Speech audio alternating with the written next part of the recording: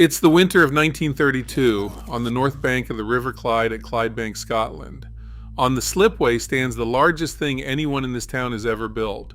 More than 1,000 feet of steel hull, tens of thousands of tons of it, rising over the tenements like a cliff. And it's completely silent. No riveting hammers going, no cranes swinging, nobody working on her at all. The half-finished ship has no name. The world knows her only by a number stamped on the yard's books. 534. For years to come she'll lie here, rusting in the rain, while the men who built her stand idle at the gates, and the town that lives on shipbuilding slowly starves. Every person in Clydebank can see her from their window, and not one of them knows if she'll ever move. This dead, rusting hull would become the fastest ocean liner on Earth. She'd take the Atlantic speed record from France and hold it for 14 years. This is the story of the machines that built the RMS Queen Mary. Over the next half hour, we're going to trace her from an empty slipway to the open sea, through the men and the machines that raised her, and the 2.5 years she spent as nothing at all. She didn't start as a symbol of ruin. She started as the most ambitious ship a British company had ever ordered. The year was 1930. Cunard was one of the great names of the Atlantic. For decades, the crossing between Europe and New York had been a contest of national pride, and the prize was speed. The company had a plan bigger than any single ship. It wanted 2 enormous liners, fast enough that just 2 of them could run a regular weekly service between Britain and America, each one leaving port like clockwork while the other crossed the other way. To do that, each ship had to be larger and faster than almost anything afloat. The first of the 2 was ordered from a shipyard on the River Clyde in Scotland. Her name didn't exist yet. On the yard's book, she was simply job number 534. The yard was John Brown and Company at Clydebank, a few miles down the river from Glasgow. The Clyde was the beating heart of world shipbuilding, a stretch of Scottish river where more tonnage was built than almost anywhere on Earth, and John Brown was among its giants. It was one of the few yards on the planet with a building berth long enough and strong enough to even attempt a ship this size. Because the numbers were staggering, she'd be more than 1,000 feet long. When she was finished, she would stretch over 1,019 feet from bow to stern, longer than 3 football pitches laid end to end, taller than the tenements the shipyard workers lived in. The contract was signed on the 1st of December 1930. Cunard committed to the ship and John Brown committed to building her. The first keel plates were laid on the slipway on the 27th of December 1930, in the last cold days of the year. That's the moment the ship physically began. A row of steel plates on the ground laid along the center line of the berth, the spine of the future liner. From that spine, the frames would rise like the ribs of some vast steel animal, and the plating would go on over them, and slowly a shape would appear on the Clyde that people would travel from all over Scotland to stand and look at. For most of 1931, that's exactly what happened. Thousands of men poured into the yard each morning. Platers, riveters, caulkers, drillers, crane operators, red leaders. The hull climbed, the frames went up. The great slipway, filled with the growing skeleton of the largest ship Britain had ever tried to build, angled down toward the river so that one day she could slide into it. The riveting hammers ran from dawn, thousands of them, the sound of the Clyde working. For the men of Clydebank, 534 wasn't just a ship. She was wages. She was the mortgage, the rent, the food on the table for a whole town that had built ships for generations and knew no other trade. And that's the thing to hold on to as this story turns dark. A shipyard isn't only steel and machines, it's a town. Clydebank existed because the yards existed. When John Brown had work, the town ate.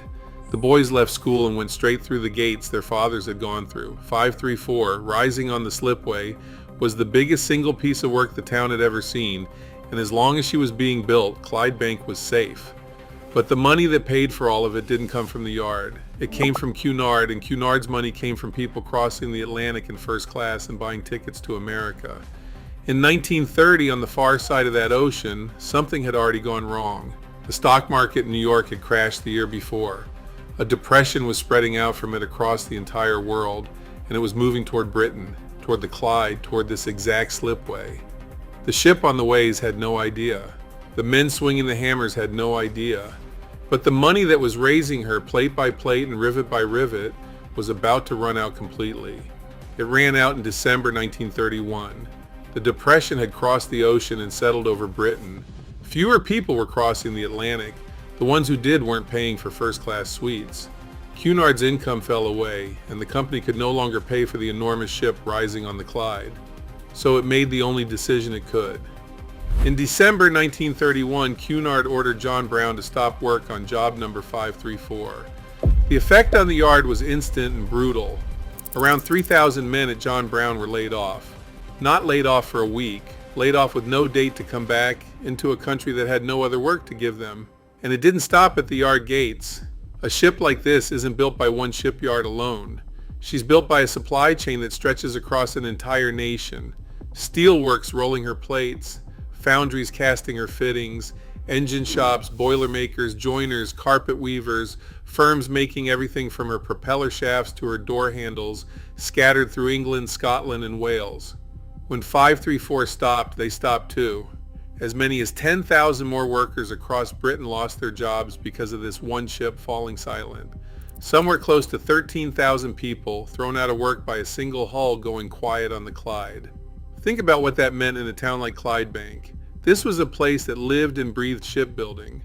When the yard stopped, the town stopped. The wages vanished. The shops that the wages fed began to empty. Men who had worked steel their whole lives stood in queues for relief. And the cruelest part was that they could see her. The ship they had built was right there, towering over the rooftops, half finished, going nowhere. Every single day they walked past the reason they had no work, and it just sat there rusting.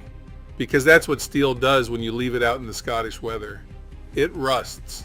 The bright new plates of the hull, the frames, the rivets, all of it began to weep red streaks of rust in the rain. The great skeleton on the slipway, which had been a symbol of ambition and national pride, turned into something else. It became a symbol of the slump, a monument to everything that had gone wrong. Newspapers wrote about it, people spoke about it. Hull 534, the ship without a name, the ship that Britain had started and couldn't afford to finish, lying dead on the Clyde while the country fell apart around it. And she lay there for a long time. Not weeks, not months, but years. Work stopped in December 1931, and it wouldn't begin again until April 1934. For roughly 2 years and 4 months, the hull stood abandoned on the ways. An entire ship, the largest in the land, doing absolutely nothing but growing older and redder in the rain. Month after month, the rust crept further across her plates. A whole town watched the biggest thing it had ever made slowly rot and could do nothing about it. This is the human cost that no one puts on a poster of the Queen Mary. When people talk about the price of a great ship, they mean the men who die building her, and we'll come to those. But there's another kind of cost, and this ship paid it first. It's the cost of a ship not being built. 13,000 families with no wage coming in. A town hollowed out. Years of a man's working life spent waiting at a gate that stayed shut. The Queen Mary's first victims weren't killed by her machines. They were ruined by her silence. For most of those 2.5 years, it genuinely looked like she'd never move. There was no guarantee she'd ever be finished at all. No certainty the money would ever come back, and every month she sat there was a month closer to the whole dream being written off. It wouldn't have been the strangest thing to happen in those years. Fortunes and companies were dying all across the world. But 534 didn't die on the ways. She was saved. And the way she was saved involved the British government, a loan of £9.5 million, and a condition so bitter that it forced two of the oldest enemies on the Atlantic into the same company. By 1933, it was clear that Cunard couldn't finish the ship on its own. The company simply didn't have the money, and no bank in a depression was going to hand over the fortune it would take. So Cunard did the only thing left. It went to the British government and asked for help. This was an enormous request. The country was broke too. Millions were unemployed. Asking a struggling government to pour public money into a single luxury liner should have been laughed out of the room. But the people making the case had a powerful argument, and you've already heard it. This was never really about one ship. It was about 13,000 jobs. It was about the Clyde, about the steel works, about whether Britain could still build the greatest ships in the world, or whether that crown was going to pass to France and Germany, who were building fast liners of their own. Finishing 534 wasn't a luxury. It was a way to put a whole industry back to work. The government agreed, but the terms were hard. It offered a loan of £9.5 million. That money would do two things. It would finish the Queen Mary, and it would pay to build her a running mate, a second giant liner that eventually became the Queen Elizabeth, so that Cunard could finally run the two-ship weekly service it had dreamed of. But the loan came with a condition, and it was a bitter one. Cunard would only get the money if it merged with the White Star Line. You have to understand what that meant to the people involved. Cunard and White Star weren't friendly competitors. They were the two great rivals of the British Atlantic, enemies for generations, each one fighting the other for passengers, for prestige, for the fastest crossings. White Star had owned the Titanic.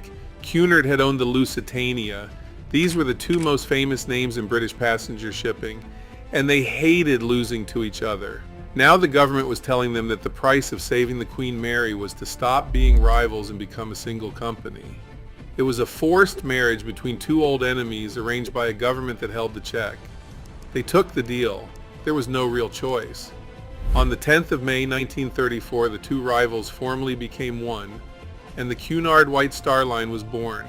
Two of the proudest names on the ocean folded together to unlock the money that would finish a rusting hull on the Clyde. And with that, 534 came back to life. In April 1934, after 2.5 years of silence, the gates of John Brown's yard opened again for work on the great ship. Around 400 men marched back through them. Picture that morning. Men who had spent years out of work, some of whom had all but given up hope of ever building her, walking back onto the slipway toward a hull that had stood dead and rusting since 1931. The first job wasn't glamorous. Before they could build anything new, they had to undo the damage of the weight. Years of rust had to be scraped and chipped away. Every part of the exposed steel had to be inspected to make sure it was still sound, still fit to become a ship that would carry thousands of people across the deadliest ocean in the world. But the sound came back. The riveting hammers started again. The cranes swung. The yard that had been a graveyard became a shipyard once more, and the town that had watched its great ship rot began slowly to hope again. Clydebank was building the Queen Mary after all. Now the real work began, because getting the money and clearing the rust was only the start. The men of John Brown had roughly 6 months to turn a rusted, half-finished skeleton into a complete hull, strong enough and shaped enough to be launched into the River Clyde. And to do that, they were going to use some of the most impressive machinery and methods the shipbuilding world had ever assembled. This is where the machines take over.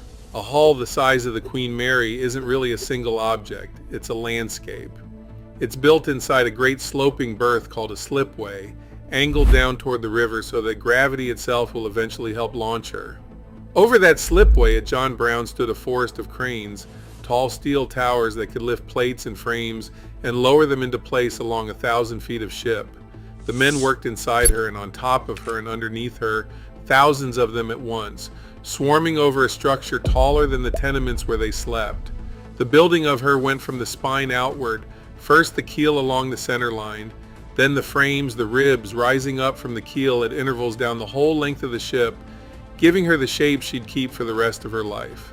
Then the plating, the outer skin of the hull, huge curved sheets of steel lifted by the cranes and hung against the frames, one overlapping the next, until the open cage of ribs slowly became a solid wall of metal. And every part of it, every frame to every plate and every plate to the next, was held together by one thing above all others: rivets. Before welding took over shipbuilding, a steel hull was stitched together by hand, hot rivet by hot rivet, and the sound of it was the sound of the Clyde. A rivet is a short metal pin. A boy would heat it in a small forge until it glowed, then throw it to a catcher who caught the red-hot metal and pushed it through a hole lining up two plates. On the other side, a man with a pneumatic hammer would beat the soft end flat while it was still glowing, so that as it cooled, it pulled the two plates together with enormous force.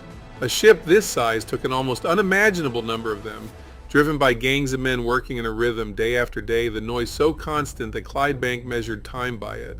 When the riveting hammers ran, the town had work. That's what you were hearing on the slipway of 534. It was dangerous work, and it was done high in the air with very little to catch a man who slipped. And on the 5th of June 1934, only weeks after the yard had come back to life, that danger took a life. A shipyard worker named Malcolm Aitken fell from a scaffold at the stern of the hull and was killed. He died before the ship even had a name, before she ever touched water.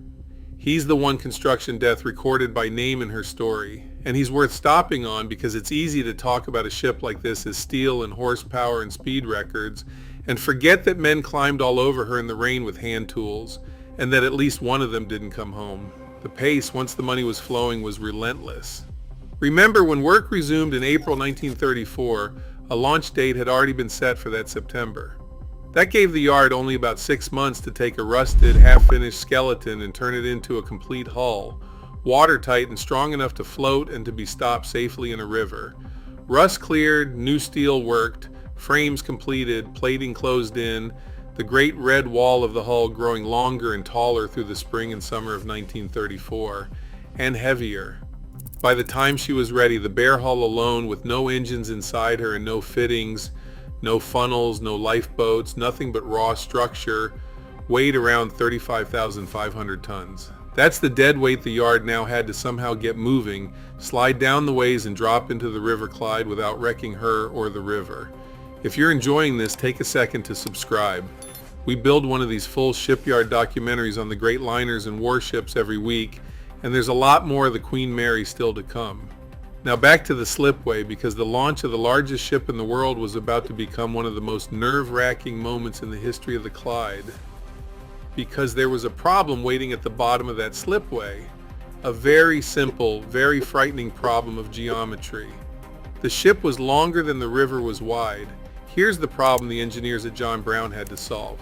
When you launch a ship, you release her at the top of the slipway and let her slide backwards down into the water, stern first. She keeps moving after she hits the river, carried by all that weight and momentum, until the water drags her to a stop. On a normal ship in a wide harbor, that's fine. She has room to glide out and settle. The Queen Mary didn't have room. The stretch of the River Clyde at Clydebank was narrower than the ship was long. She measured over 1,019 feet from end to end, and the river in front of her slipway wasn't much wider than that. So when this 35,000-ton hull came sliding backwards off the ways, she was going to shoot straight across the Clyde toward the far bank, and unless she could be stopped in time, she'd drive her stern deep into the opposite shore and wreck herself before she'd floated for a full minute. The yard prepared for this in 2 ways. First, they went to work on the river itself. A portion of the Clyde in front of the slipway was widened and dredged, deepened and opened out to give the ship every possible inch of room and water to move into. They reshaped a river to receive a ship.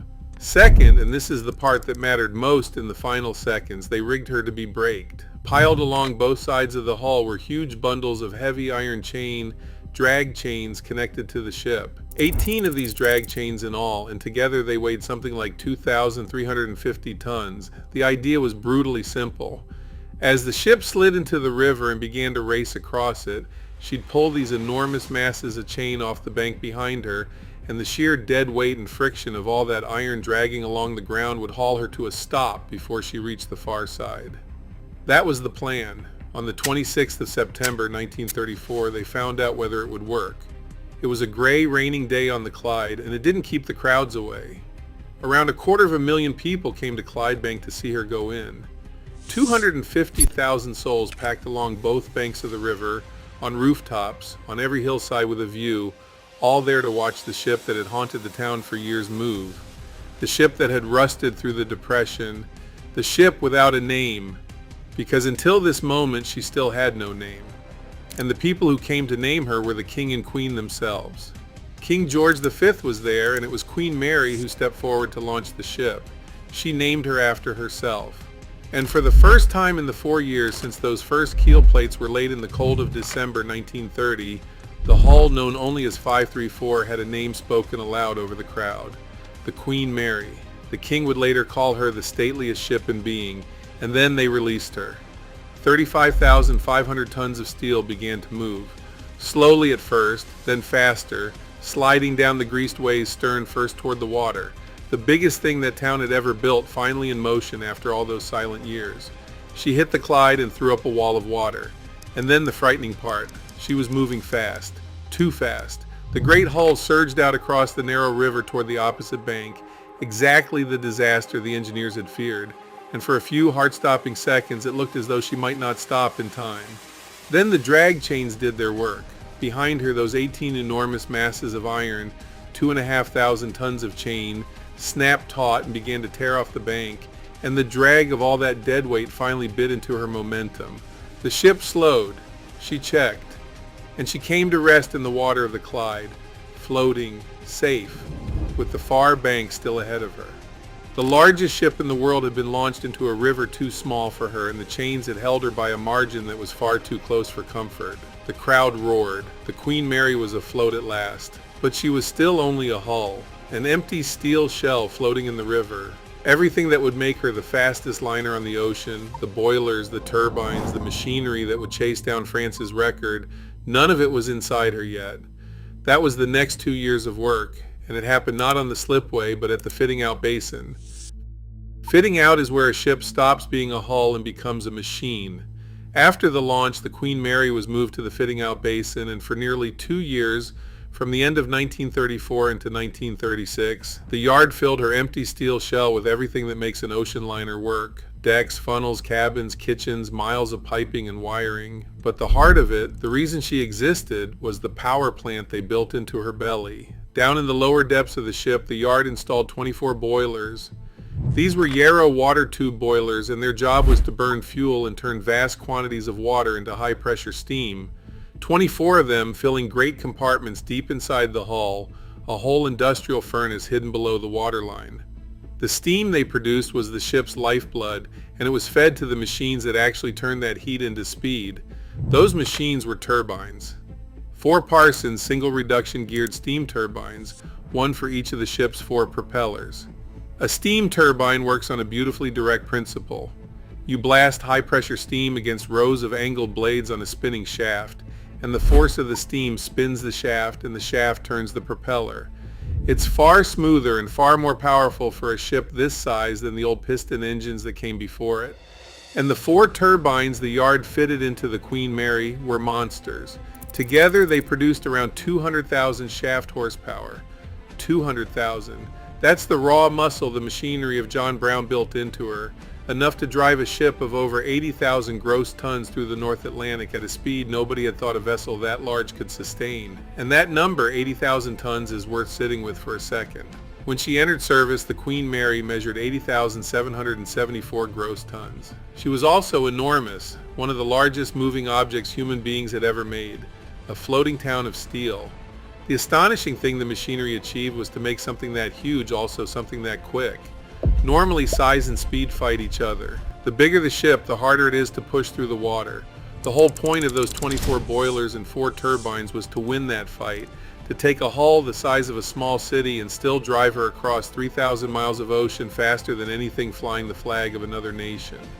Because that was always the target. Remember why Cunard wanted her in the first place? 2 ships fast enough to run a weekly service across the Atlantic, which meant each one had to be genuinely, reliably fast, not for one lucky crossing, but week in and week out. And there was a rival. France had built her own giant, a liner called the Normandie, a beautiful and powerful ship that had taken the crown for the fastest crossing of the Atlantic. That crown had a name. It was called the Blue Riband, the unofficial prize for the fastest scheduled Atlantic crossing, and for the great maritime nations it was a matter of enormous pride. France held it. The Normandie was the fastest thing on the ocean. So when the Queen Mary was finally finished, fitted out, her boilers lit and her turbines turning, she went to sea as a challenger. Every one of those 200,000 horsepower had been built for a single question that the whole world was waiting to see answered. Could the ship the Depression nearly killed, the rusting hull that had lain dead on the Clyde for 2.5 years, go out onto the Atlantic and take the speed record away from France? On the 27th of May 1936, the Queen Mary left port on her maiden voyage across the Atlantic. Nearly 6 years after those first keel plates were laid in the Clydebank cold, 5.5 years after the money ran out and the rust set in, the ship that had lain dead on the slipway steamed out toward the open ocean as a finished liner, one of the largest and most powerful vessels ever built. And then she went after the record. It didn't take long. In August 1936, only weeks into her career, the Queen Mary crossed the Atlantic fast enough to take the Blue Riband away from France. She ran it westbound toward America at an average of just over 30 knots, and eastbound back toward Europe, faster still. The crown that the Normandie had worn, the prize for the fastest scheduled crossing of the Atlantic, now belonged to the ship from the Clyde. France answered, pushed the Normandie harder, and briefly took the record back because that's how these contests went. But in 1938, the Queen Mary settled the argument. She crossed again, faster than ever, close to 32 knots on the return leg, and took the Blue Riband back for good. She held it for 14 years. From 1938 all the way to 1952, no ship on Earth crossed the Atlantic faster than the Queen Mary. It took an entirely new liner, the American-built SS United States, to finally beat her in 1952, and no passenger ship has taken that record since. The Queen Mary was the last Cunard liner ever to hold it. Now think back to where this ship started. Think about that gray, silent hull, rusting on the slipway through the Depression, known to no one as anything but a number.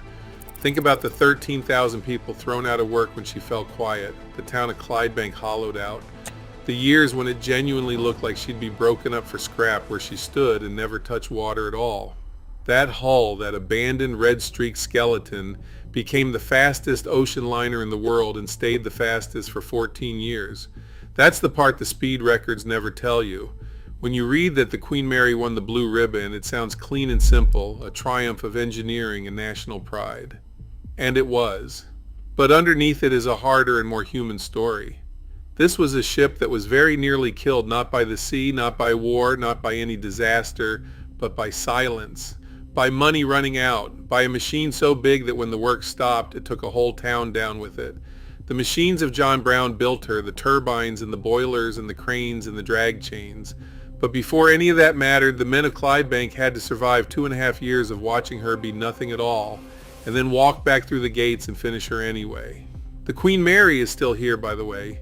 She never went to the breakers. Today she sits permanently moored as a floating hotel and museum at Long Beach, California, one of the very few ships of her age left in the world to walk through. The hull that the Depression tried to turn into scrap outlived nearly every rival that ever raced her.